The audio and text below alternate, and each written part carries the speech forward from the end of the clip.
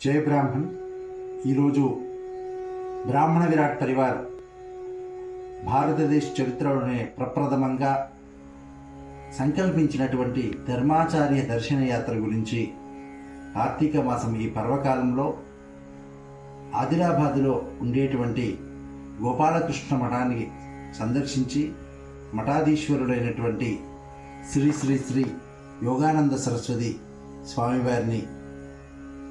కలిసి వారి ఆశీర్వచనాలు తీసుకోవడానికి రావడం జరిగింది. ఈ ధర్మాచార్య దర్శన యాత్ర సంపూర్ణంగా ఫలప్రదం కావాలని స్వామివారిని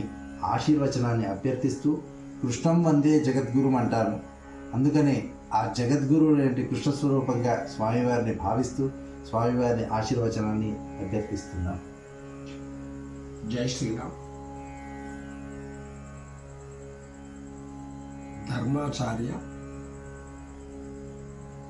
యాత్ర కోసం ఏదైతే తాను మొదటిసారి సంకల్పంలో అనుకొని ప్రయత్నంలో భవిష్యత్తుకు ఏదైనా ఇవ్వాలనే తాపత్రయం,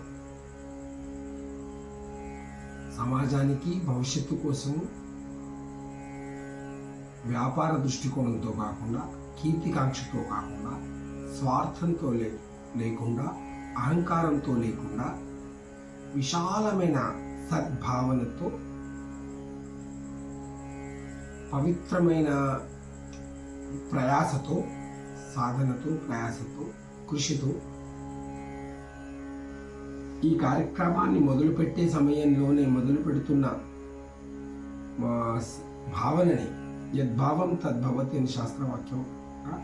మంచి భావనతో మొదలవుతున్నది. తర్వాత ఈ కార్యక్రమంలో భవిష్యత్తు కోసం చెయ్యాలి, భవిష్యత్తు కోసం, ధర్మం కోసం, బ్రాహ్మణ ధర్మం కోసం, ప్రత్యేకంగా మన వైదిక ధర్మానికి,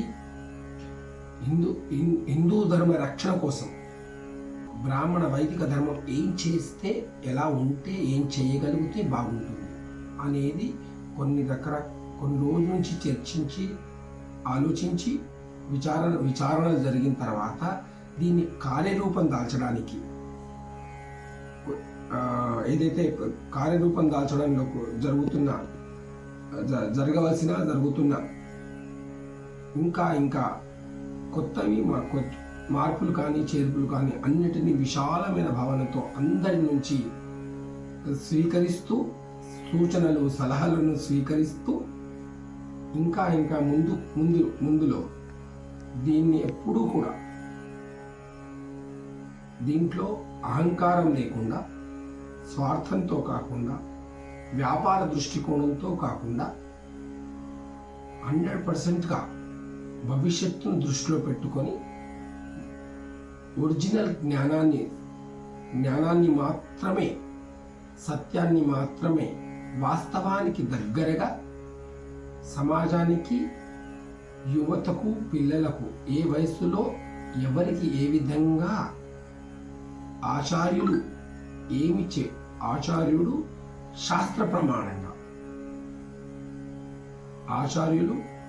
ప్రమాణంగా ఆచరించినవి చెప్పగలిగి, వాటిని ఒక యాత్ర రూపంలో ఒక సమయానికి టైమ్ అండ్ స్పేస్ను మేనేజ్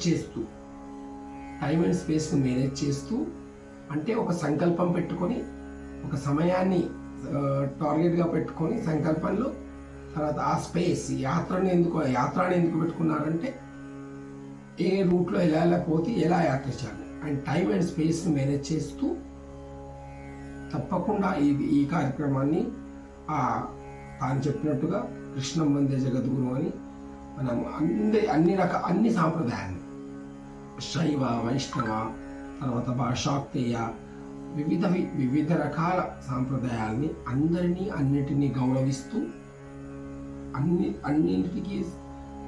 భగవద్గీతలో చెప్పినట్టుగా సమత్వం ఉచ్యతే అనే భాగాన్ని చెప్తూ, అన్నిట్లో బ్యాలెన్స్గా ఉంటూ, అన్ని విషయాల్లో, అన్ని రంగాల్లో, అన్ని సాంప్రదాయాల్లో బ్యాలెన్స్ని పాటిస్తూ ఈ కార్యక్రమాన్ని ఇంకా దిగ్విజయంగా ఇవ్వాలని ఆ నారాయణుడిని పూర్తిగా ఆశీర్విద్దాం. ఆ నారాయణుడి యొక్క ఆశీర్వాదాలు మనకు ఎల్లవేళలా ఉండాలని ఆపేక్షిస్తాం. అందరికీ జై శ్రీరామ్.